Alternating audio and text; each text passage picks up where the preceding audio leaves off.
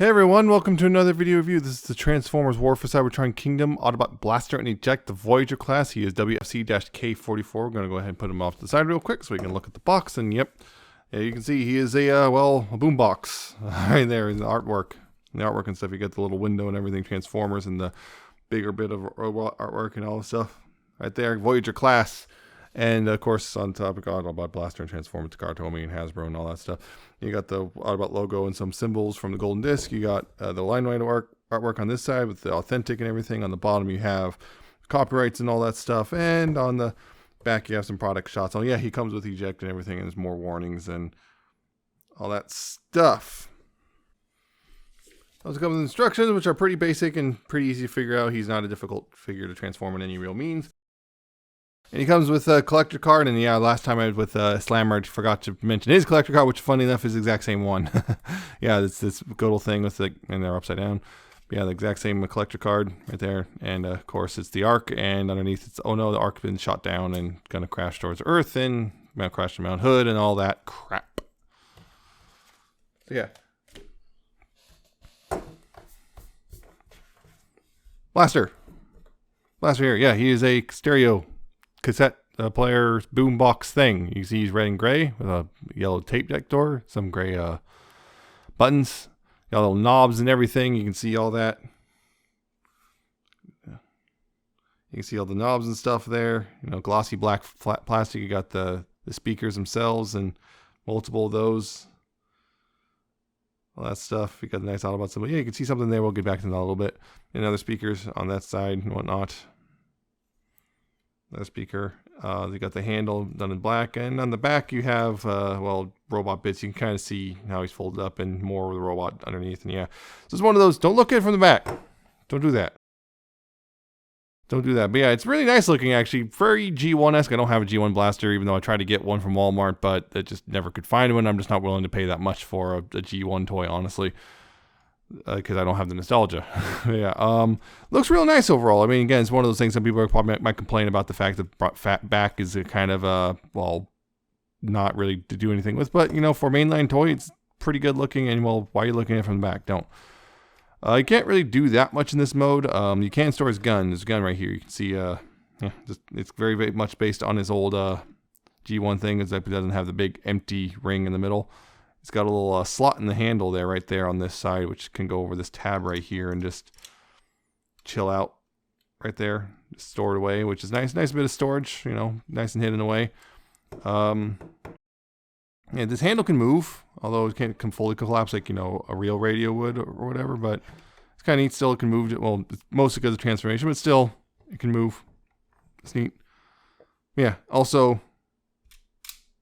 Yep, you press these and it opens up the tape deck. It opens up pretty well. It doesn't get caught in itself or anything with at least with eject here, which, yeah, eject is cast in a, well, mostly gray and translucent blue plastic, which yes, people freaked out with a, you know, bit of gold there. That's yeah, you just, you know, goes in pretty easily. Comes out really easily, no big deal. Real quick comparison with Netflix Soundwave here. Yeah, you can see it's a bit different micro cassette player versus boombox, although kind of a bit of a thing there. Bit different. I actually opened. I'm surprised. Just for the sake of showing you. Yeah, Soundwave's guys are compatible, though they tend to get caught a little more than this guy does.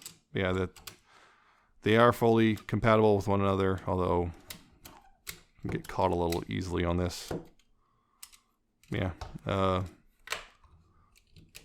that's very much a thing.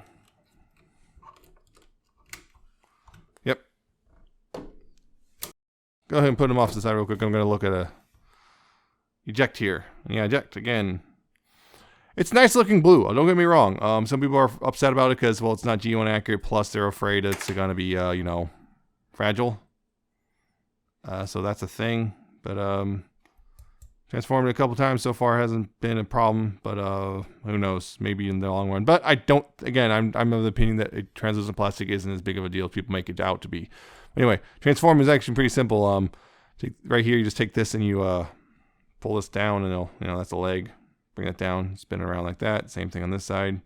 Bring it down, spin it around on that side. Pull this down and rotate it around to, I guess bring the fist forward. Same on this side. Rotate down and around. And then back here, get back here. And this is the hard part, which is actually getting the head out. There's supposed to be a little nub right here on the back of the head, right? But yeah, it's not consistent. And yeah, if you can get it enough, you can get the head out and spin the head around 180. And there you go. That's eject. Pretty decent. Looks somewhat close-ish to his G1 self. You got the the orange visor, or orange faceplate with the blue eyes. Colors are a bit different, obviously. Again, the whole just the whole translucent plastic thing. He's got 5mm ports here, so you can actually take, like, say, Blaster's gun and drop him. You can take the gun, I guess, and yeah, give him a ridiculously large arm cannon, which will weigh him way down. But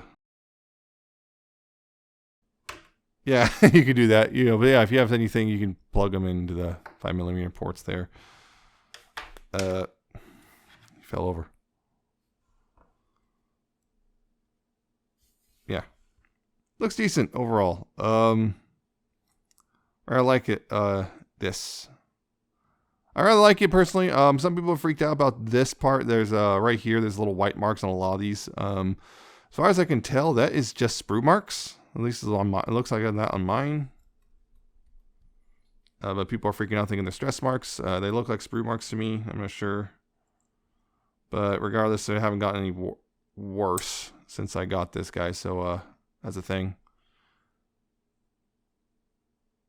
But articulation, his head is on a ball joint, but because of the sculpting and stuff, you can mostly go left and right. You can go back a bit because of this stuff, but you can go back a bit, but you got a little tiny bit of wiggle actually as well. Don't really have forward. Well, maybe tiny bit, guys. Technically you have the tiniest bit of forward, not a whole lot. And left and right and all that stuff. Shoulders are on, I think, swivels. Yeah, you can go forward and back. You can go outward right there. You got a ball jointed elbow, so forward right there, about 90 degrees. Mostly because of the just banging the shoulder, and you got that also doubles as the swivel. There is no waist swivel, unfortunately, although there could have been. There absolutely could have been a waist swivel, so oh well. His hips go forward and back pretty far, outward pretty far. There is a swivel here thanks to the ball joint of the knee, and yeah, bend, which deep bend because of how he transforms and everything. So pretty decently posable for a little dude like this. I actually rather like him. Yeah, despite some people's misgivings, I actually rather like this guy. I think he's pretty cool. Now, on the main event here, though, with Blaster. Yeah, so Blaster here to transform him. It's actually pretty simple. First, you want to split this and bring those back, and they will. There's holes here which will go over these pegs right here, like so. They'll go in. Sometimes they resist a bit. Yeah, but yeah. Take this piece and lift that up a bit, so then you can go ahead and this whole assembly right here, including this panel, there's multiple points where it tabs in. You just want to bring this out like that, and it'll untab from the arm as well in the process and bring it down. And then you go ahead and turn it like this, like that, so it's facing the correct direction. And same with this side, untab it and everything, bring it down, straighten it out, and rotate like this. Then from there, you want to go ahead and fold this down and close this up. Fold this down and close it up. And up here, you want to go ahead and spin these around like that. Just press them in and spin them around. You got now normal, I guess, more traditional speakers. You can go ahead and rotate this 180 degrees at the waist like that. Up here at the arms, you want to go ahead and spin around this pin right here, and it'll tab into place, and then bring the fist around and like that. You can go ahead and rotate that around 180 at the bicep. Same thing on this side. Rotate this around until it clicks like that. Bring the fist around. This doesn't really have, there's a bit of a soft locking point, doesn't really lock in, and then rotate this around 180. And the feet right here, these are a pain in the butt to get out. I typically use the gun as a leverage point, just peg them in and just bring the feet out like that. Because I can't seem to get them out without that, because just They are on there pretty stiff. So just an FYI, yeah, just bring those feet out as well. And finally, open the back up right here, and then you can bring the head out. That and close that up, and there you go. There's Blaster in his robot mode. And yeah, he's a good-looking Blaster, I'll be honest. And on top of that, he's actually my first Blaster ever. I kind of realized after a while I just kind of never owned a Blaster. I was too young for G1, most of G1. And pretty much every Blaster since then has either been a repaint of Soundwave or vice versa. And I just always opted for the Soundwave, because I prefer Soundwave. And well, just kind of like, well, finally gave Blaster his own unique mold, and yeah, I finally have a G1 style Blaster. It looks really good. Again, you got the yellow and the red. You got a little bit of black here on the shoulders. He's got the you got this kind of a silvery, very light silver helmet-y thing right there. You got the blue eyes. You got a very stern face, which is not very Blaster. I wish he had a smile. But yeah, you got all that stuff. You got a bit of red here on the hips. You got the speakers there on the shins and all that stuff, the little black feet and everything. And he just looks really nice, personally. That's what I find. This looks really nice overall. And yeah, of course, you can take his gun and hold it pretty easily. Yeah, of course, this still works. You know, so that's the whole thing there. It cleans up pretty well because, well, there's no real kibble or anything. You know, these fill in to the back, so there's no, you know, any empty spots are, you know, covered up. It's just overall, oh, there's some empty spots here on the thighs, but yeah. And there's ones on the forearms, which people are going to freak out about and, you know, spend $60 to fix, but whatever. I rather like him overall. He's nice. He's a nice, solid, he feels nice and solid. He's got a pretty decent transformation, you know, kind of simple, but, you know, it works for what it is. It doesn't overcomplicate things for no good reason. It works for the most part. The only thing I would say about is these panels getting into the boombox mode can be a little bit weird because sometimes the clearance can be a little iffy, and sometimes it, like when you're bringing stuff over the arms, it can kind of some stuff can not quite want to tab in properly, but it doesn't take much to get it back in. Oh yeah, by the way, the Tamashii stage port right there too. But yeah, I think it's pretty good. Oh, I like him a lot. He's got a, let's see, articulation though. He's got a ball jointed head, so left and right. You got up and down a bit. Got a bit of wiggle, all that stuff. You got shoulders go all the way around and outward, nice and tight on mine. Same with this, bicep swivel. Elbows are a little over 90 degrees. You got this, I guess. This can be kind of helpful. Right there, this hand movement, although there's no wrist swivels or anything. That's good. It can be nice and helpful. And by the way, they just showed it like, hey, yeah, he's got a molded pointer finger, so you can do this. It doesn't quite reach, but it's close enough that it's close enough that it looks like he's preparing to reach it, so it's fine. Also do though, when you have it open, it won't open all the way when it's in the position, so. But yeah, that's the thing. He does have a waist swivel. It's part of transformation though, you saw that. Nice waist swivel. Hips can go forward, pretty good. Distance, get that out of the way and then go back pretty far. About that far. Outward. You got that much range. Got a thigh swivel, knees 90 degrees, and ankle tilts, which pretty decent ankle tilts. The toes can go up a bit, but yeah, it can be work for some poses, you know, toe going up like that. Bit of a toe joint, so that's nice. And of course, yeah, here's his companion, his compatriot. And comparison with Soundwave again. Yep, Soundwave is a bit shorter, which lines up with, I believe the cartoon actually drew them this size, and well, the original Blaster toy is bigger than Soundwave anyway, so there's a thing. And when it comes to these dudes down here, yeah, I got a little Rumble Frenzy guy down here, and yeah. You see, he's a tiny bit shorter as well, and honestly, Eject here is a better figure, mostly because he has elbows. He has elbows, so he's, I think, overall better figure, and also his head can move a bit better.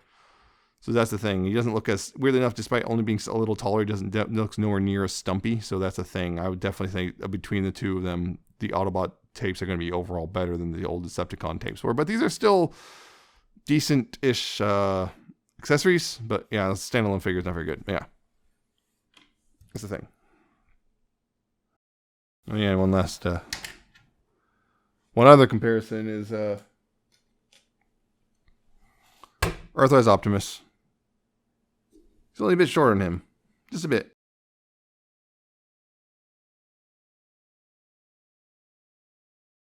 Yeah. Should you buy these guys? Yeah, I would say so. He's a good blaster.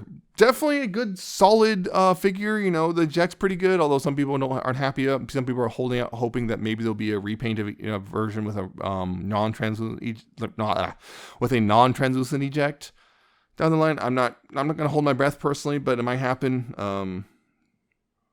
Might happen, might not. I don't know. I think they're overall pretty solid. It's a pretty decent transformation. Both modes look good, and yeah, it's a pretty solid figure for, you know, the Voyager price. If you're having a hard time finding this Kingdom version, don't worry. As you're probably well aware, the Legacy version is coming out right about now too, with the bulkheads and stuff. So it's pretty much the exact same figure as far as I can tell. There's literally no difference other than the box and the Legacy version doesn't come with a card. And, you know, unless you just really need the Kingdom box and card or whatever, really either version. If you find a version, Legacy or Kingdom, go for it. It doesn't really matter. They're the same figure. So I personally recommend, and he's really nice overall. I just really like him. So that's it for this guy. I hope you found this informative and entertaining. I hope you like and subscribe. Check out my Twitter at Nemesis Prime 1 and check out my Patreon on Coffee. And I'll see you next time with another video review.